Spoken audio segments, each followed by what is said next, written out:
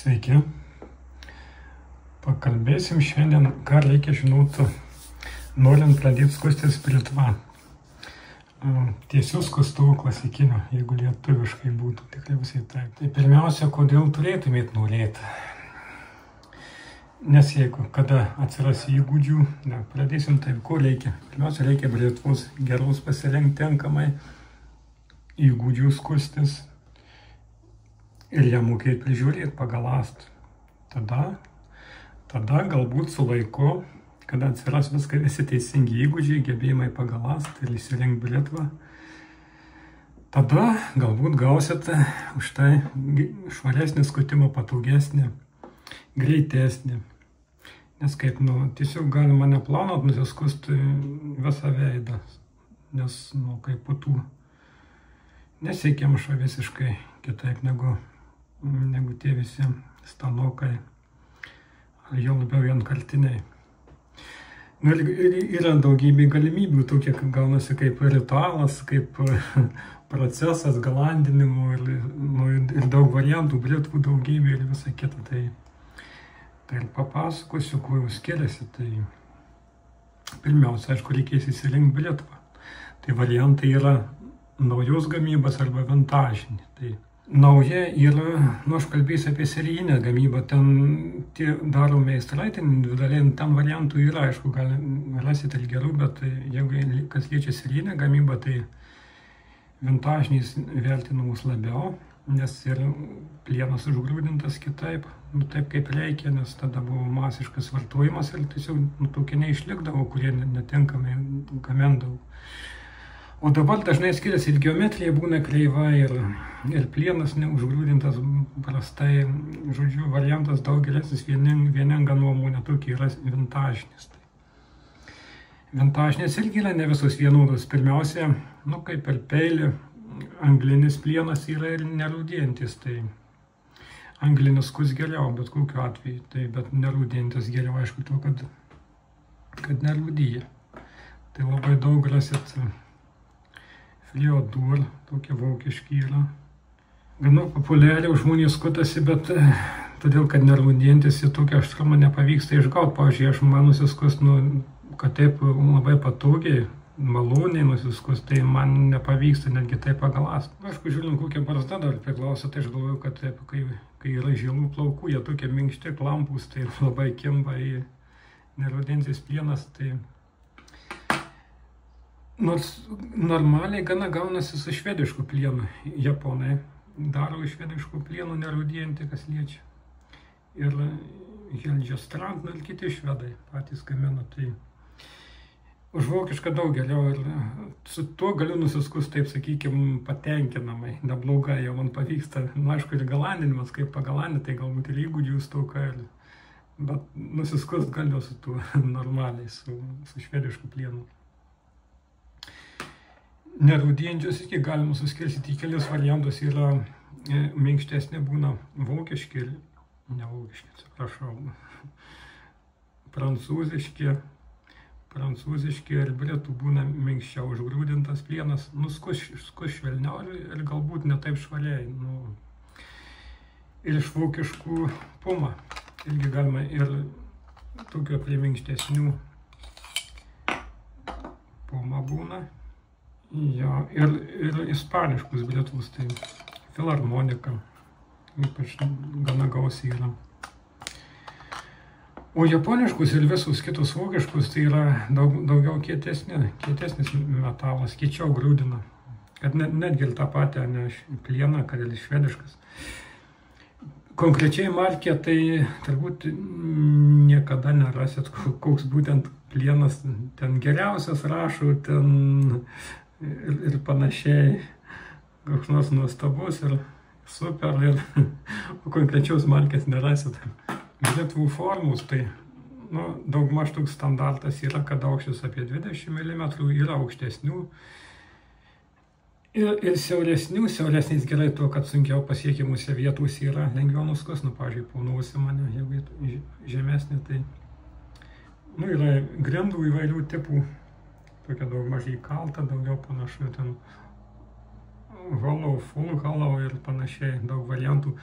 iš esmės, jie gaunasi sunkesnė, bet skutimo įtakas kažkokias kaip ir neturi, čia daugiau mada, tokios dabar masyvesnės, madingus, bet dauguma yra toks kaip standartas, tai va tokios, tai plonos jos ir lengvesnės, lengviau kontroliuojamos ir aukštis tas apie 20 mm irgi, kaip aukštesnė irgi, jeigu daugiau sukiojant ir gaunasi tokia problema, kad kampas keičiasi daugiau, tai žodžiu, nebereikalas susiformavo tas apie 20 mm, tai tokie ir yra optimalus variantas. Ir aišku, teks išmokti skustis, tai dar, kaip reikia stengtis, kad truputį kampu ir daug spjaunantis judesys, kad būtų ne taip, kad tiesiai gremžt, su stanoku, bet pjaut. Aišku, pradarimuose, kad nepasipjaut save, tai jau. Dar toks ypatingas atvejis yra kamisorė japonų. Tai reikia turėti omeny, kad jų darbinė pusė tik viena, nes su ta pusė jūs neina dirbti. Tai žodžiu, arba su abiem rankom kas skutasi, kitas žmogus skusti, aišku, ne problema, bet pačiam tai tokių reikia truputį fintų išgauti. Jos, aišku, daug pigesnis. Ir plienas dar yra toks japoniškas tamaha, gana būtent čia. Šitokį geležinę smilnę gaminosi gana agresyviai, jau skutavo toks, jei nori patenka agresyvus skutimasis, tai dabar būklė dar yra, bus, jeigu jūs rasit naują arba naudotą, tai jeigu nieko neparašyta, tai ji nepagalasta. Ir netgi jeigu nauja, nors, pavyzdžiui, jūs visiškai nauja, jeigu paimsit nors sutrumpintai rašo New Old Stock, tai nauja, senas sandėlys, tai iš gamyklos irgi jūs pagalastus nebūna. Grubiai perėtas su grinderiu tikrai nenusiskusit su tokia, tai turėkit omenyje neparašyta, kad paruošta skustis ji nebus tokia. Ir net jeigu parašyta, tai tas žmogus, kur galando, jūs gali jų supratimas nuskiltis nuo jūsų arba nuo daugelį kitų, tai nereiškia, kad jie bus iš tiesų paruošta skustis. Tai va, tai reikia turėti omenyje tą, tai arba patys galasit, arba ir kai įsigysit bilietą, jeigu jau gavot pagalastą, tvarkojant, galėsit skustis. Kas mažai tikėtina. tai reikės, net jeigu ir pagalastą, tai reikės po to turėti diržą. Tam, kad ją, rekomenduojame plojai prieš ir po kiekvieną skutimusi perėt, kažkiek nuvalytos visus nešvarumus, kad korozijos atsirastų. Aišku, ir plomai, jeigu iš anglinę plieną bilietva, tai matot, kai jūs ten 100 metų gulėsis, visos turi korozijos požymių praktiškai. Sausai laikyti, aišku, reikia sausai ir pageidautina netgi sutepti po kiekvieną skutimus. Užšlapę palikti plomai negalima.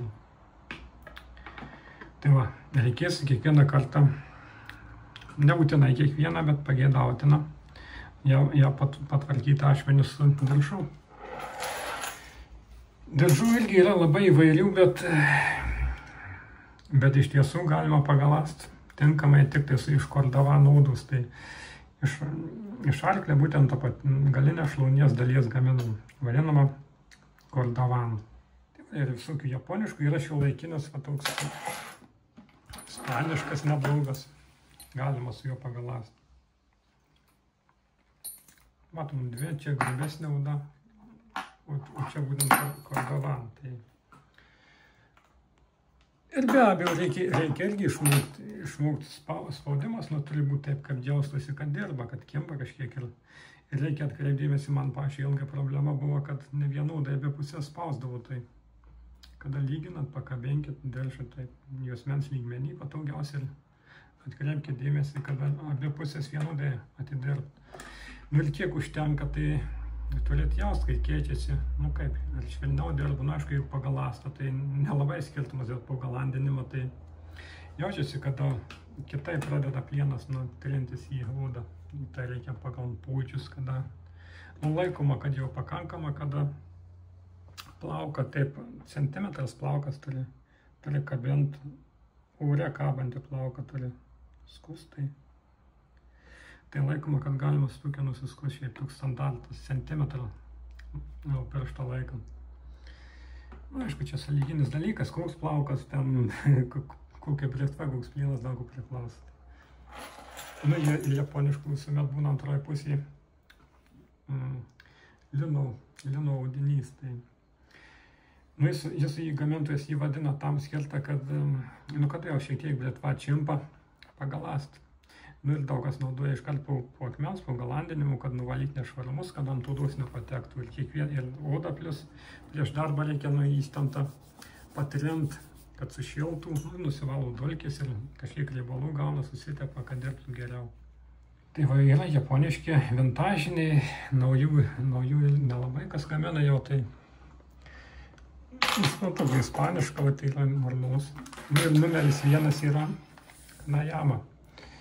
Be konkurencijos tai iš tiesų geriausi diržai ir jie brangus, bet iš tiesų lygių nėra. Net arti, kad kas būtų visi irgi vieninga nuomonė čia tokia. Geriausias variantas toks būtų, nebūtų.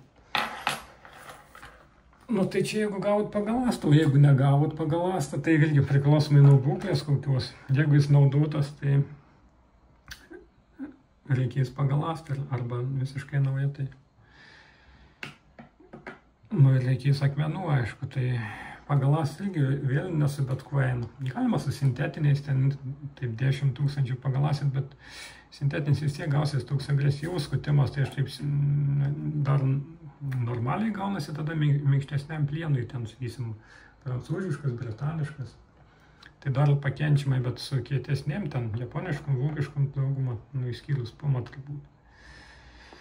Pageidautina su natūraliu akmeniu, nes jis duoda švelnesnį skutimą tokį.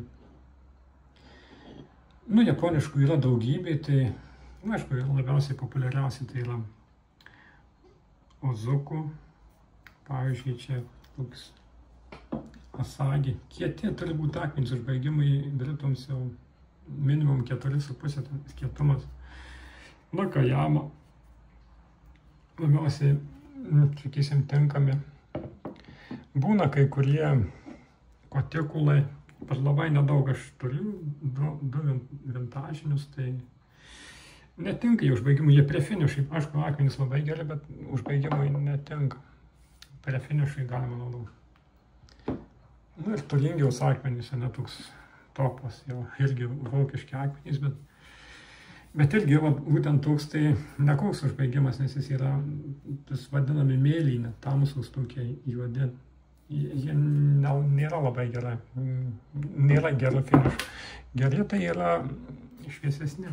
Būna tie žalsvi tokie, gelsvi, jie labai brangus, arba tokie šviesiai pilki, pavyzdžiui, kukščiai yra. Nu, yra tokie šviesesni, labai geras finišas irgi gaunasi. Jį galima kaip nagurant kietesnę naudoti. Nu ir pagalas irgi reikės, bet čia jau nekalbėsime, jau turbūt reikėtų. Tai va, tada galėsit skustyti, atsirašti įgūdžiai, jeigu pirmą kartą skustys, kad nusiskusis tinkamai, tai irgi nepavyks iš pirmą kartą, galit susipjaustyti ir taip toliau, bet po to laiko bėgant. Ir tokį procesą galit ir priežiūrą britvas tokia geras laiko praleidimas ir aplamai kažką naujo sužinoti, išmokti, padaryti rankom savo kažką, man, pavyzdžiui, patinka. Tai, manyčiau, tiek pagrindiniai dalykai, ką reikėtų žinoti, norint pradėti skustis, tai dėkui iš dėmesį, iki.